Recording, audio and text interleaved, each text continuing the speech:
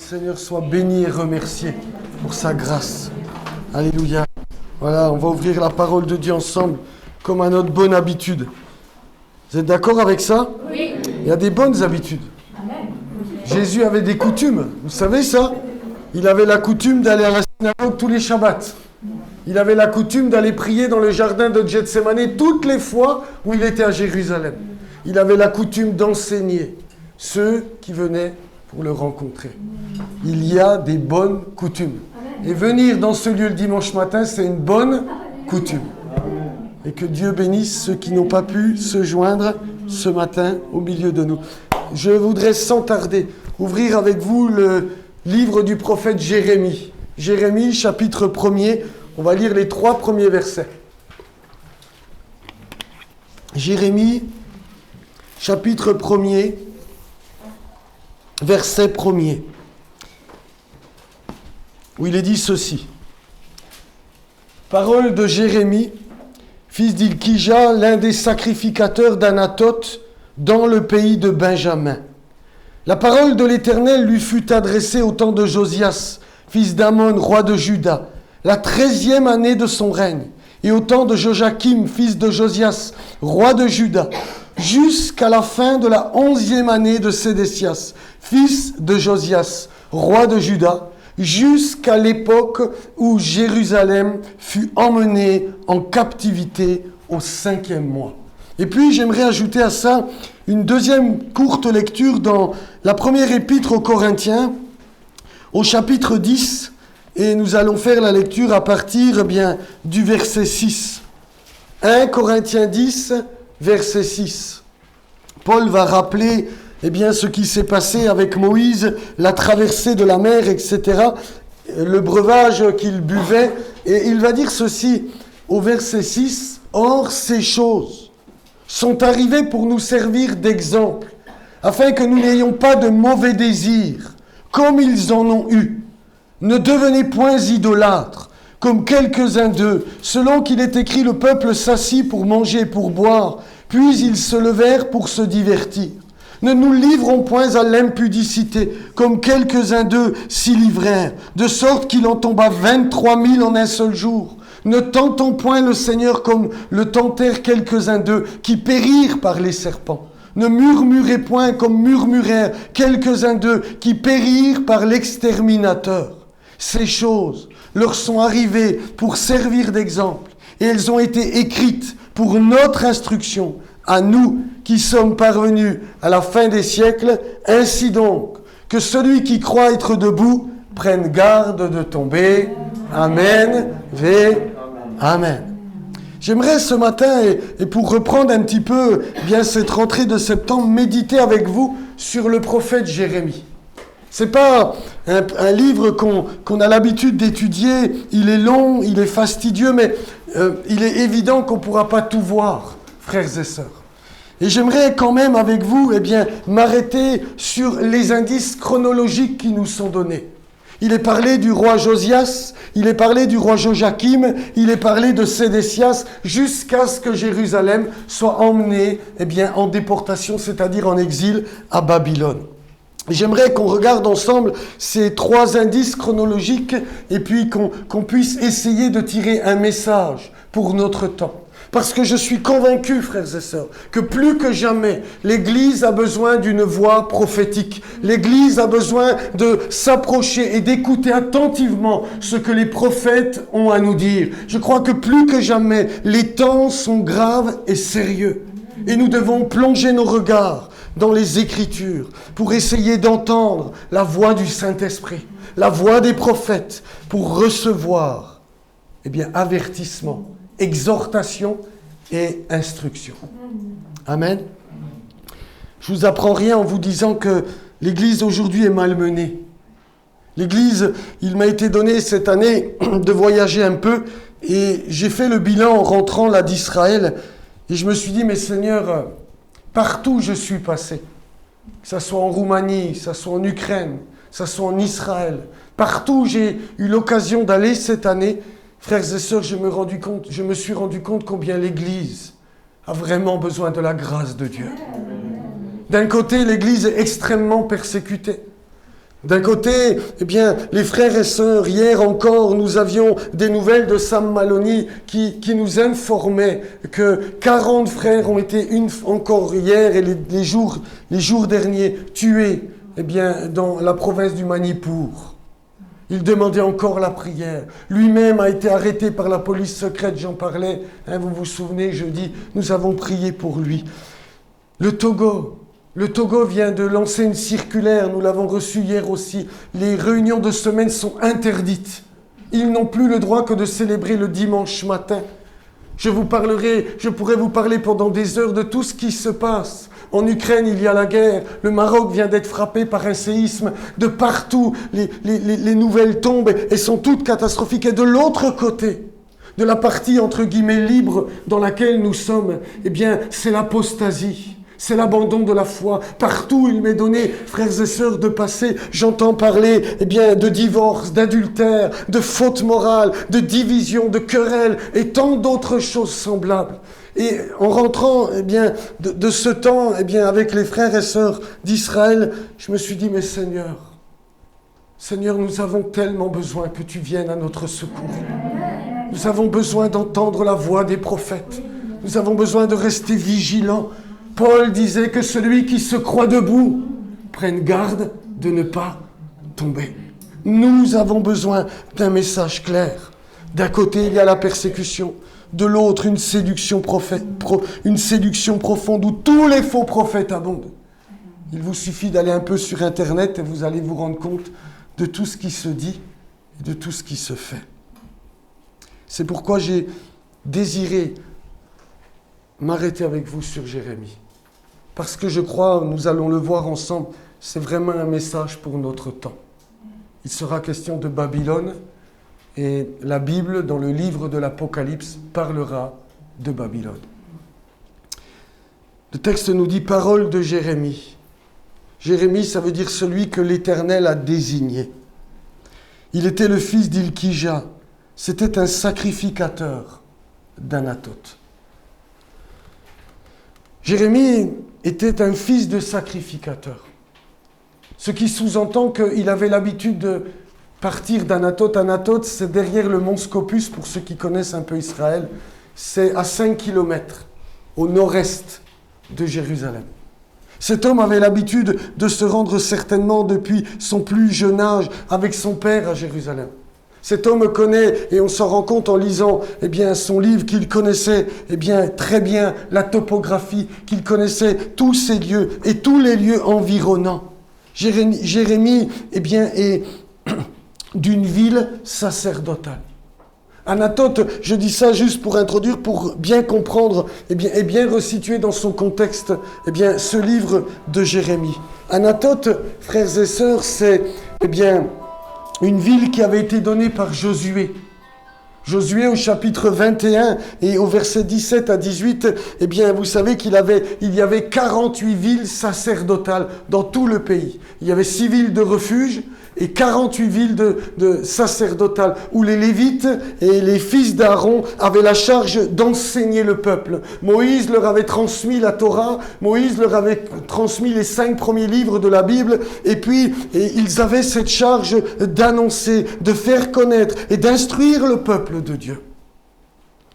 Anathoth était une ville sacerdotale. La Bible nous dit que la parole de l'Éternel fut adressée à Jérémie au temps de Josias, la 13e année de son règne. C'est le verset 2 qui nous apprend ça. Et ce matin, j'aimerais qu'on plonge nos regards dans l'histoire du roi Josias. Et de voir, de mettre en parallèle, de mettre, j'ai envie de dire, en commun ce que Jérémie pouvait partager et ce que, il s'est vécu au temps de Josias. Nous allons faire, une plus longue lecture dans... Je vais pas prendre dans le livre des rois, je vais prendre dans celui des chroniques. 2 chroniques, et on va faire une lecture à partir du chapitre 34. J'aimerais vraiment qu'on plonge nos regards ce matin dans ce premier indice chronologique que Jérémie nous donne. Au temps de Josias, la 13e année de son règne. Voilà ce qui est dit. 2 Chroniques 34, on va lire d'abord les 5 premiers versets. Josias avait 8 ans lorsqu'il devint roi, et il régna 31 ans à Jérusalem. Il fit ce qui est droit aux yeux de l'Éternel. Il marcha dans les voies de David son père. Il ne s'en détourna ni à droite ni à gauche. La 8e année de son règne, comme il était encore jeune, effectivement, il a 16 ans, il commença à rechercher le Dieu de David, son père. La 12e année, cette fois-ci, il a 20 ans. Il commença à purifier Juda et Jérusalem des hauts lieux, des idoles, des images taillées et des images en fonte. On renversa devant lui les autels des Baals et il abattit les statues consacrées au soleil qui étaient au-dessus. Il brisa les idoles, les images taillées, les images en fonte et réduisit en poussière et il répandit la poussière sur les sépulcres de ceux qui les avaient sacrifiés. Il brûla les ossements des prêtres sur leurs autels. C'est ainsi qu'il purifia Juda et Jérusalem. Dans les villes de Manassé, d'Éphraïm, de Siméon et même de Nephtali, partout au milieu de leurs ruines, il renversa les autels, il mit en pièces les idoles et les images taillées et les réduisit en poussière. Il abattit toutes les statues consacrées au soleil dans tout le pays d'Israël, puis il retourna à Jérusalem. Voilà un roi qui, très tôt, il avait 8 ans, a été placé sur le trône de David en Juda. Et celui-ci, très rapidement, nous apprend le texte 8 années plus tard, alors que, je vous disais, il n'avait que 16 ans. Ce jeune homme s'est mis à rechercher le Dieu de son père David. À l'âge de 16 ans, celui-ci avait un désir profond de marcher dans les voies de Dieu. Et il nous a dit qu'il ne s'en détourna ni à droite ni à gauche. Voilà un roi, et nous verrons ça tout à l'heure, qui fut le plus pieux de tous les rois d'Israël, le plus grand après David, son père. Ce jeune homme s'est mis à rechercher le Dieu de David. Ce jeune homme avait une soif de marcher dans la volonté de Dieu. Et le texte nous dit que la 12e année, il va commencer à purifier Juda et Jérusalem. Parce que à cette époque-là, il faut comprendre bien que l'état du pays est catastrophique. Ce jeune homme a eu un grand-père qui s'appelle Manassé. Manassé a fait pire que tous les rois d'Israël réunis ensemble. Cet homme-là a créé des autels dans la maison de Dieu. Il y a dressé des idoles. Il a mis en place tout un système de magie et de sorcellerie. Le pays d'Israël était sous un occultisme sans précédent. J'ai pas le temps, mais vous retrouverez ça au chapitre 33, où cet homme a fait, verset 6, je vais juste lire le verset 6. Il est dit, il fit passer ses fils par le feu dans la vallée des fils de Rinom. Il observa les nuages et les serpents pour en tirer des pronostics. Il s'adonnait à la magie. Il établit des gens qui évoquaient les esprits et qui prédisaient l'avenir. Il fit de plus en plus ce qui est mal aux yeux de l'Éternel afin de l'irriter, etc., etc. Voilà dans quel état, Josias a hérité du pays. Un grand-père, un père qui n'a régné que 2 ans, il est mort très rapidement et il a fait mal comme Manassé, son grand-père. Le pays est vraiment sous l'influence des ténèbres. Il y a une puissance qui est à l'œuvre. On a mis en place tout un système pour évoquer les esprits, les morts, la magie et toutes ces choses idolâtres s'accumulaient dans le pays. Ce jeune homme-là, à l'âge de 16 ans, s'est mis à rechercher le Dieu de son père. Et la 12e année, alors qu'il n'avait que 20 ans, il commença à purifier Juda et Jérusalem de toutes ces choses néfastes et mauvaises, nous dit le texte. Et ensuite, il s'est attaqué au nord du pays. Nous l'avons lu, Manassé, Éphraïm, Siméon, même le pays de Nephtali. Et puis, il est retourné à Jérusalem. Idolâtrie, magie, évocation des morts, non seulement à Jérusalem, mais dans tout le pays d'Israël. Voilà dans quel état se trouvait le pays où le peuple de Dieu devait faire rayonner la lumière. C'est dans cette période que Jérémie va commencer à prophétiser. Juste l'année qui suivit. Il est dit à la 3e année du règne de Josias. Jérémie va commencer à prophétiser. il va commencer à inviter le peuple à la repentance. Il va quelque part donner la main d'association au roi Josias. Et le roi et le prophète vont tenter, et malheureusement ça ne va pas prendre, ils vont tenter d'apporter la plus grande réforme que le pays d'Israël avait besoin de connaître et d'expérimenter. Mais le texte nous apprend que le mal est extrêmement profond et que Dieu ne va pas revenir sur sa décision. Ce n'est pas que Manassé, parce que le livre des Chroniques nous apprend qu'à la fin de sa vie, Manassé s'est repenti. Manassé est revenu de ses enchantements. Dieu lui a accordé la grâce et la repentance. Mais ce qu'il faut comprendre, c'est que le mal était bien trop profond et que Dieu a été obligé d'amener son peuple en exil parce qu'il y avait comme un point de non-retour. Manassé a régné 55 ans. Un demi-siècle d'occultisme et de ténèbres. Et malgré tous les efforts de Josias et de Jérémie, il n'y a pas eu de possibilité d'un retour dans le cœur du peuple de Dieu. C'est pourquoi je vous dis, nous devons prendre garde à ces exemples. Paul, je répète ce que j'ai lu tout à l'heure, a dit ces choses ont été écrites pour notre instruction, à nous qui sommes, pour que nous ne tombions pas dans les mêmes travers dans lesquels ils sont tombés, pour que nous soyons sensibles à la voix de l'Esprit, que nous soyons au diapason de la parole du Seigneur et de l'Esprit de Dieu, et que nous marchions dans les voies que le Seigneur désire nous voir marcher. Amen. Ces hommes-là ont été tellement incompris. Jérémie sera, jusqu'à jeter en prison dans une citerne. Et si personne n'était venu l'aider, il serait mort dans cette citerne. Les gens de la ville d'Anathoth n'ont même pas voulu le recevoir. Ils ont comploté contre lui. Il était incompris, comme tous les grands prophètes d'Israël. C'est le propre du prophète. Il annonce des choses qui ne plaisent pas, parce que les gens ont toujours la démangeaison d'entendre des choses agréables. On veut parler de bénédiction, on veut entendre parler. Pour ça, il y a toujours du monde. Mais quand il est question de repentance, quand il est question de revenir à Golgotha, quand il est question de mettre sa vie au diapason et en règle, il y a plus grand monde, frères et sœurs. Même vous ne me dites pas Amen. Amen. C'est la vérité. Et pourtant, c'est le message de Dieu. Un message d'avertissement, un message d'exhortation à veiller, à prier pour rester attaché à la voix du Seigneur. Ceux d'Anathoth, regardez avec moi Jérémie au chapitre 11, je lis juste un verset 21, Jérémie 11, verset 21. Voici ce qu'il est écrit, c'est pourquoi ainsi parle l'Éternel contre les gens d'Anathoth qui en veulent à ta vie et qui disent ne prophétise pas au nom de l'Éternel ou tu mourras de notre main. Son propre village. Ne prophétise pas. Aujourd'hui, frères et sœurs, c'est de pareilles choses que nous entendons. Arrête de me parler de ça. Dis-moi des choses agréables.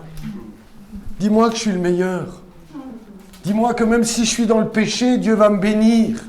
Dis-moi que même si je vis n'importe comment, j'irai quand même dans le ciel. Et je ne peux pas vous dire ça, frères et sœurs. Parce que la Bible dit que personne ne se trompe. Celui qui pratique l'iniquité n'entrera pas dans le royaume de Dieu. Et nous allons le voir, peut-être une prochaine fois, combien Jérémie a voulu confronter les faux prophètes. Parce que ceux-ci disaient paix, paix, il y aura la paix. Et Jérémie dit non, il y aura l'exil. Et c'est seulement quand Jérémie est mort, quand le peuple est parti en exil, et que ces paroles sont devenues des paroles de réconfort, parce qu'elles se sont accomplies à la lettre, et 70 ans plus tard, Dieu a ramené le peuple sur la terre. C'est uniquement là que Jérémie a été justifié.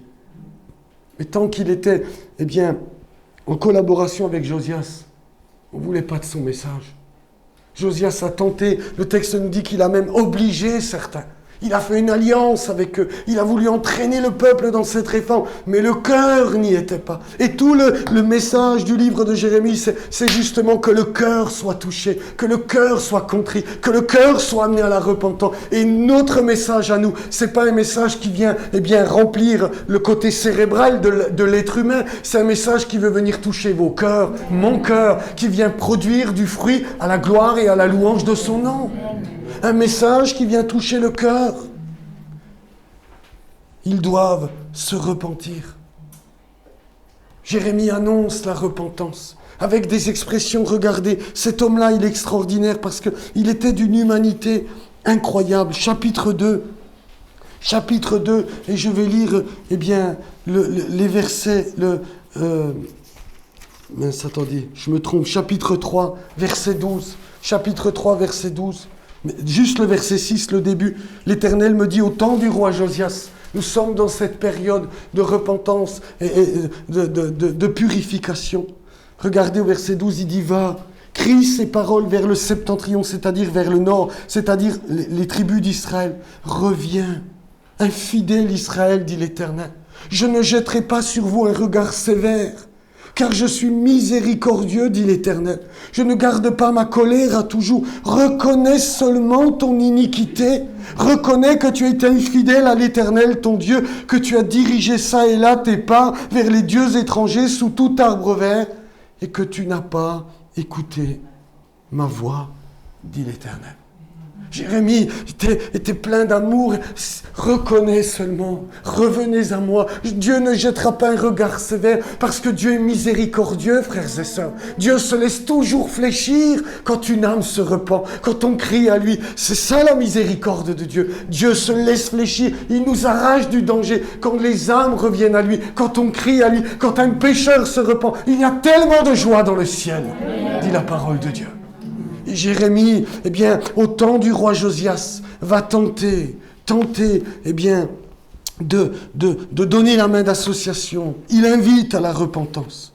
Mais écoutez la suite de notre chapitre 34. 2 Chroniques, verset 34. La 18e année de son règne. Après qu'il eut purifié le pays et la maison, il envoya Shaphan, fils d'Atsalia, Maaséja, chef de la ville, et Joar, fils de Joachaz, l'archiviste, pour réparer la maison de l'Éternel, son Dieu. Ils se rendirent auprès du souverain sacrificateur, Ilkija. Jérémie était peut-être le fils. Il y a tout un débat là-dessus, mais peu importe. Moi, je pense que c'est probable, parce qu'il est de la tribu des fils d'Aaron, qui sont susceptibles d'être souverains sacrificateurs. Il se rendit auprès du souverain sacrificateur Ilkija, et on livra l'argent qui avait été apporté dans la maison de Dieu, et que les Lévites, gardiens du seuil, avaient recueilli de Manassé, d'Éphraïm, et de tout le reste d'Israël, et de tout Juda et Benjamin, et des habitants de Jérusalem. On le remit entre les mains de ceux qui étaient chargés de faire exécuter l'ouvrage de la maison de l'Éternel. Ils l'employèrent pour ceux qui travaillaient aux réparations de la maison de l'Éternel, pour les charpentiers et les maçons, pour les achats de pierres de taille et de bois destinés aux poutres et à la charpente des bâtiments qu'avaient détruits les rois de Juda. Ces hommes agirent avec probité dans leur travail. Ils étaient placés sous l'inspection de Jacat et d'Abdias, lévites, d'entre les fils de Merari et de Zacharie, de Meshulam, d'entre les fils des Kéatites. Tous ceux des lévites qui étaient habiles musiciens surveillaient leurs manœuvres et dirigeaient tous les ouvriers occupés aux divers travaux. Il y avait encore d'autres lévites, secrétaires, commissaires et portiers. Au moment où l'on sortit l'argent qui avait été apporté dans la maison de l'Éternel, le sacrificateur Ilkija trouvera le livre de la loi de l'Éternel donné par Moïse. Alors Ilkija prit la parole et dit à Shaphan le secrétaire, « J'ai trouvé le livre de la loi dans la maison de l'Éternel. » Et Ilkija donna le livre à Shaphan. Shaphan apporta le livre au roi et lui rendit aussi compte en disant, « Tes serviteurs ont fait tout ce qui leur a été, pardonnez-moi, commandé. Ils ont amassé l'argent qui se trouvait dans la maison de l'Éternel, l'ont remis entre les mains des inspecteurs et des ouvriers. » Shaphan le secrétaire dit encore au roi, « Le sacrificateur Ilkija m'a donné un livre. » Et Shaphan le lut devant le roi.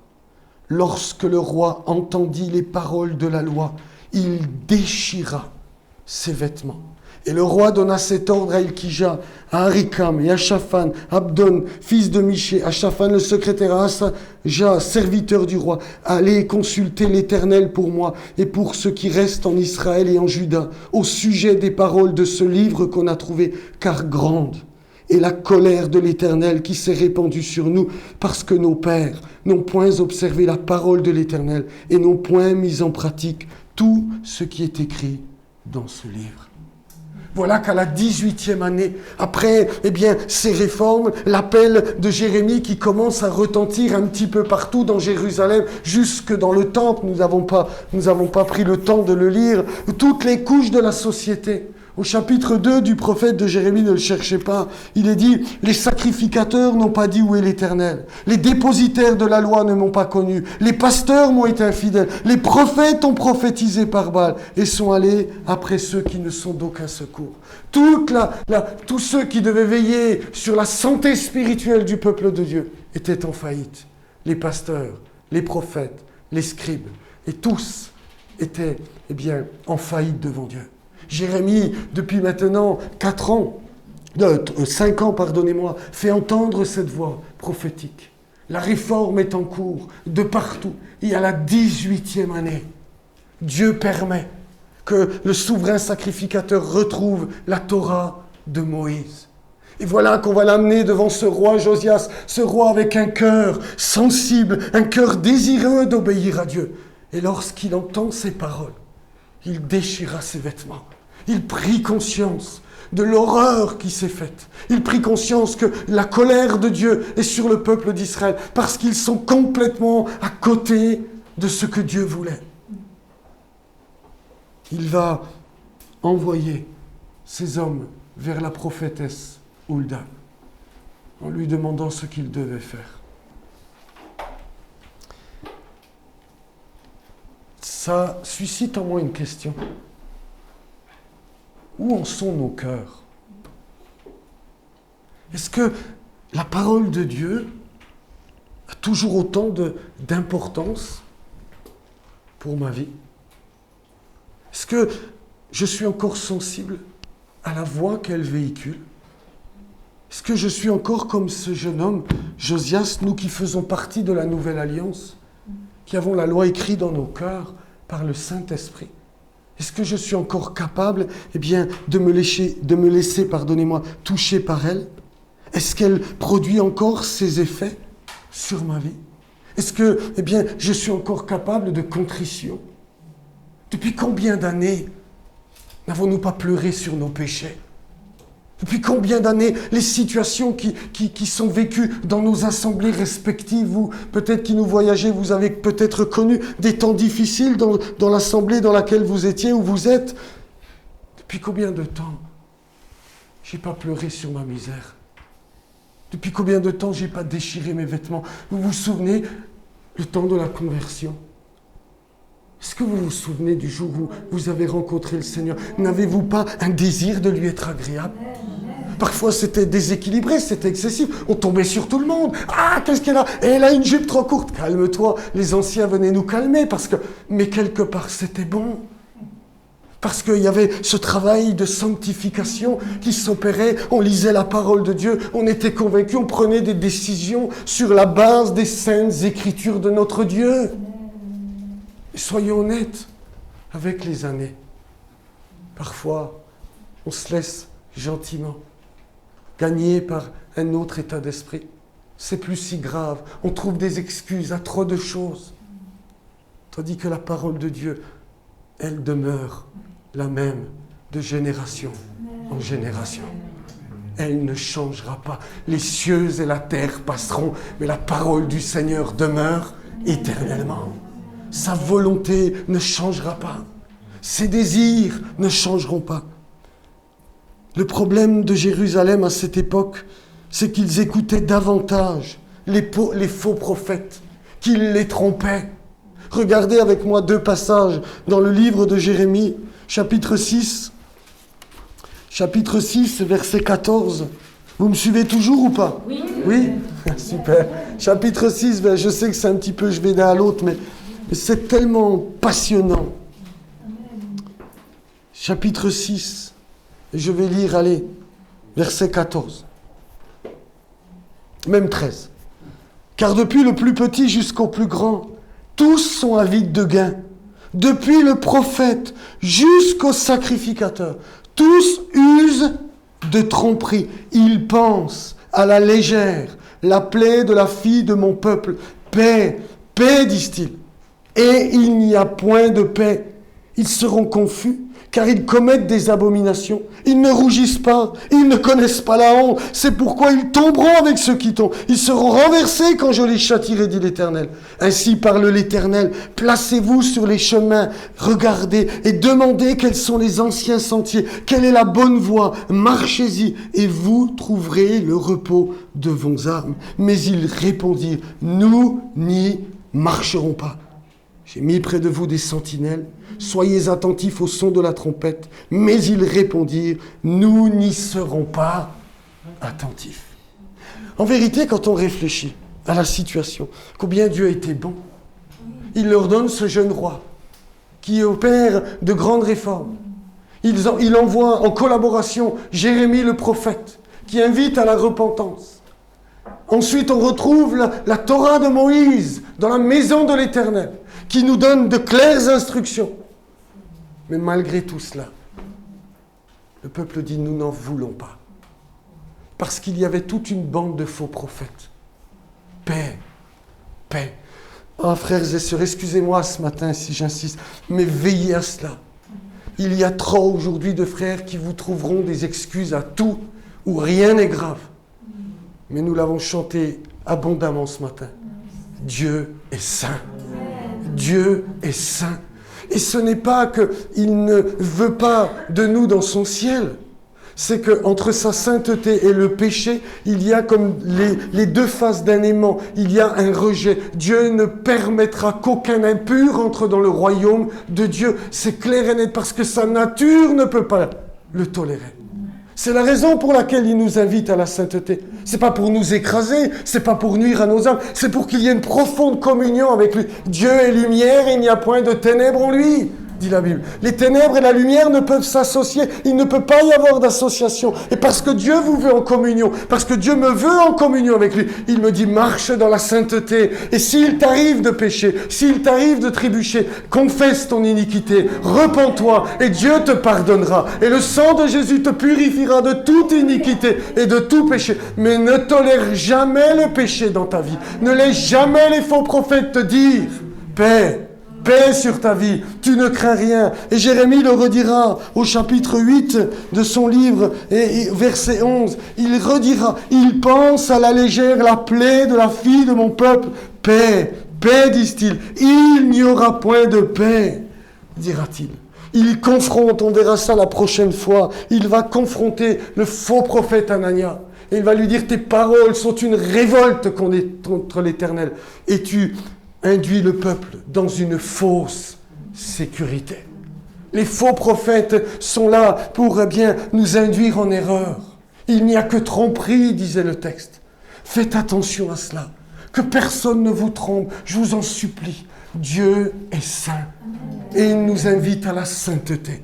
Il nous invite à marcher en communion avec lui. Frères et sœurs, nous devons être très attentifs aujourd'hui à la parole de Dieu. Nous devons être attentifs à la parole des prophètes. Nous devons, frères et sœurs, être attentifs à l'action de Dieu, sur notre vie, à ce que Dieu désire pour l'église de Porto Vecchio. Mais surtout, je crois que nous devons avoir un cœur comme celui de Josias. Cet homme-là avait un cœur capable de contrition, un cœur capable de s'humilier devant Dieu, comme David, son père. Ce n'étaient pas des gens parfaits. Vous êtes d'accord avec moi? David, c'était loin d'être imparfait. Vous lisez le psaume 51, adultère, meurtre. Mais David avait une qualité que n'avait pas Shaoul, le roi Shaoul. C'était qu'il savait s'humilier devant son Dieu.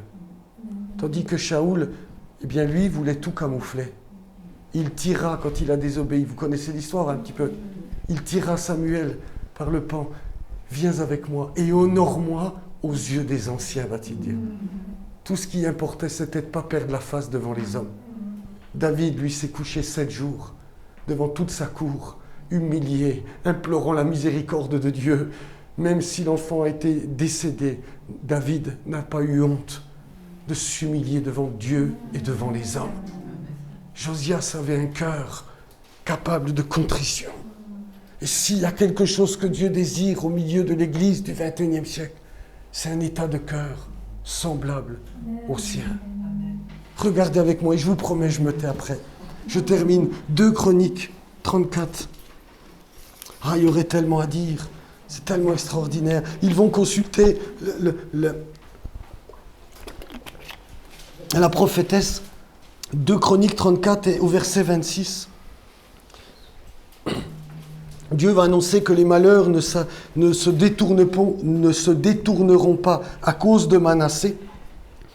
Et au verset 26, il va dire « Mais vous direz au roi de Juda, qui vous envoyait pour consulter l'Éternel.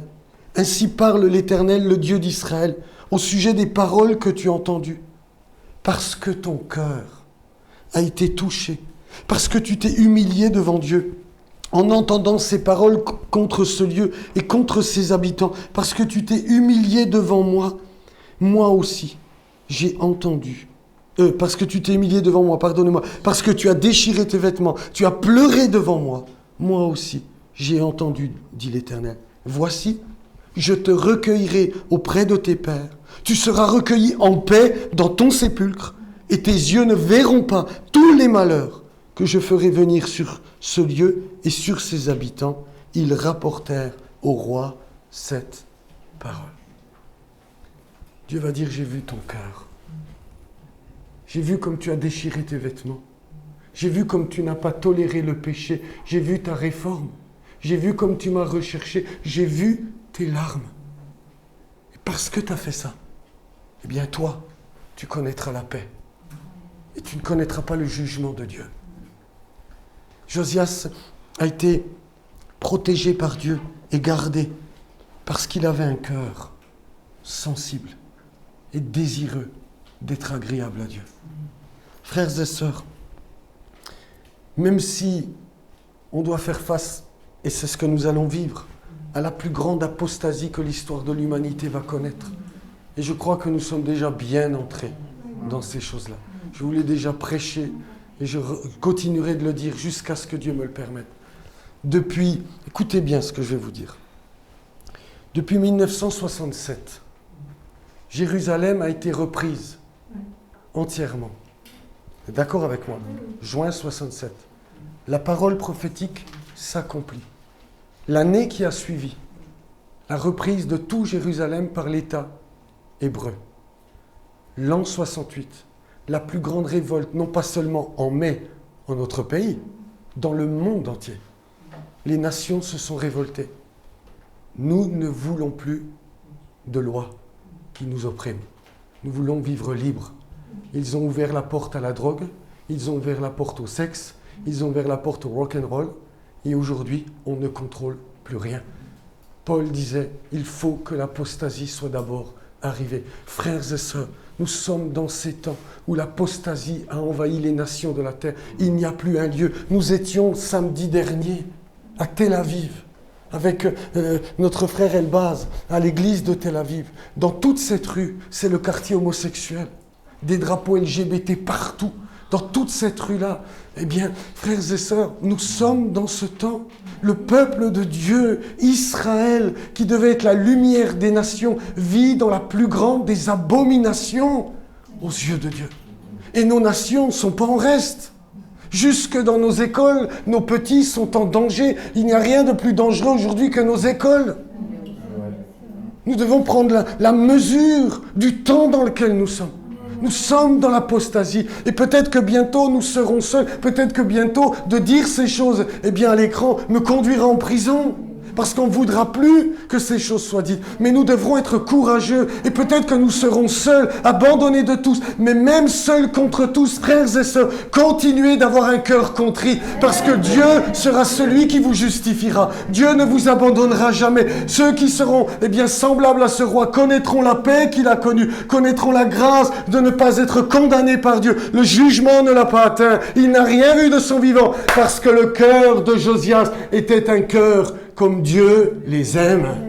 Amen. Et ce roi, malheureusement, va être tué. Et j'ai pas le temps, je vais me taire. Dans la vallée de Megiddo. Armageddon. Ça vous dit quelque chose, Armageddon? C'est très intéressant parce que on s'y arrêtera peut-être le jeudi. Je vais peut-être faire ça pendant un moment, le dimanche et le jeudi. C'est très intéressant parce que Josias, regardez avec moi, je termine, verset 25, va mourir à Megiddo, chapitre 35, verset 25. Regardez, je ferme ça, je vous promets que je vais me taire. Non. Ne me tentez pas. Regardez, 2 Chroniques 35, verset 25. Il va mourir à Megiddo par le pharaon, Nécho. Écoutez bien. Là, c'est marqué le roi d'Égypte, mais dans les rois, c'est le pharaon. C'est très important. Souvenez-vous, je vous l'ai déjà dit, les livres des rois ont été écrits par Jérémie, le prophète. Ils ont une portée prophétique. Le livre des chroniques ont été écrits par Esdras. Ils ont une portée sacerdotale. Ce n'est pas la même lecture. C'est les mêmes récits, mais il n'y a pas le même objectif. Le livre des chroniques va mettre l'emphase sur le temple, parce que le peuple revenait de l'exil et il fallait remettre le temple en place. Donc Esdras va expliquer comment David avait mis les 24 classes de sacrificateurs, etc. Mais les rois étaient un message prophétique et un avertissement. Et dans le livre des rois, ce qui les caractérise, c'est Élie et Élisée, les deux grands prophètes. Vous me suivez ou pas ? Donc, mais là, il n'est pas question du pharaon, mais vous allez me comprendre. Mais au verset 25, il est dit ceci. Jérémie fit une complainte sur Josias.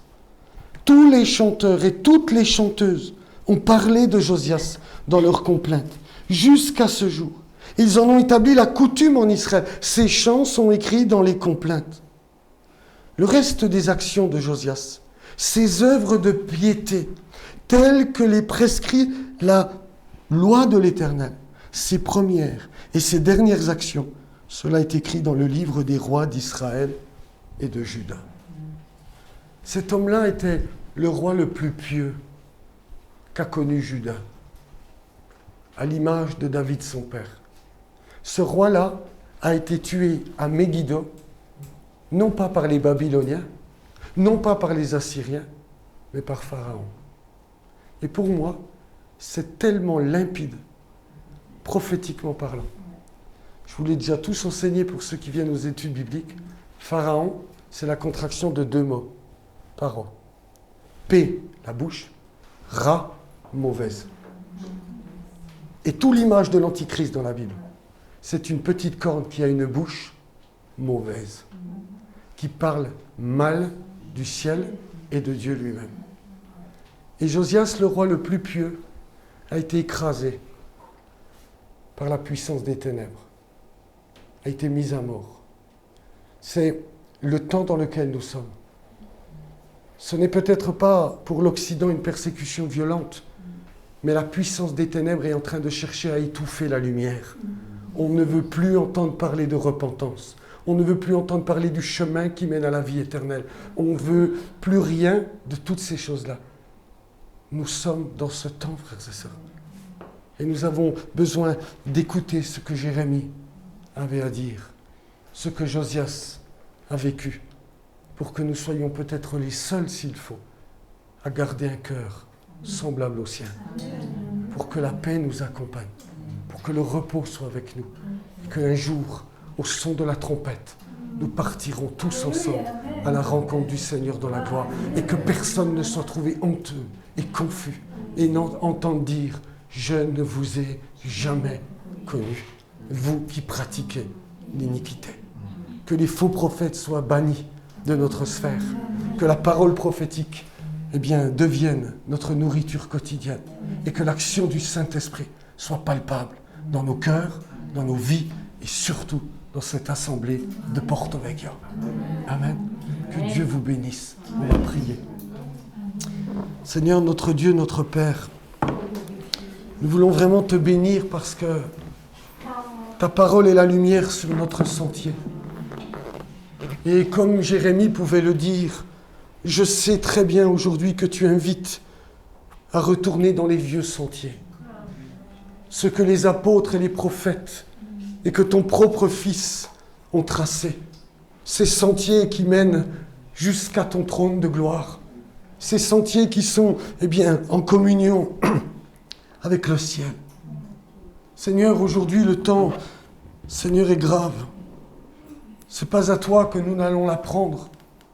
Depuis des millénaires, tu nous as avertis que les derniers jours seraient des temps difficiles, que les ténèbres vont tenter par tous les moyens, la violence et la séduction, à éteindre la lumière.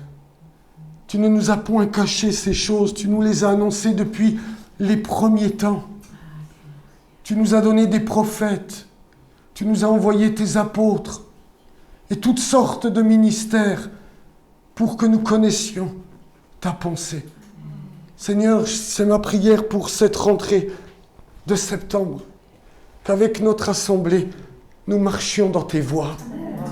Que nos cœurs soient toujours sensibles. Seigneur, s'il y a quelqu'un au milieu de nous qui a besoin de s'humilier, de se repentir, qu'il le fasse, que moi-même. Seigneur, si j'ai besoin de m'humilier profondément devant toi, oh, que ton esprit me convainc de péché, de justice et de jugement, que ton esprit nous conduise dans les voies qui mènent à la gloire éternelle.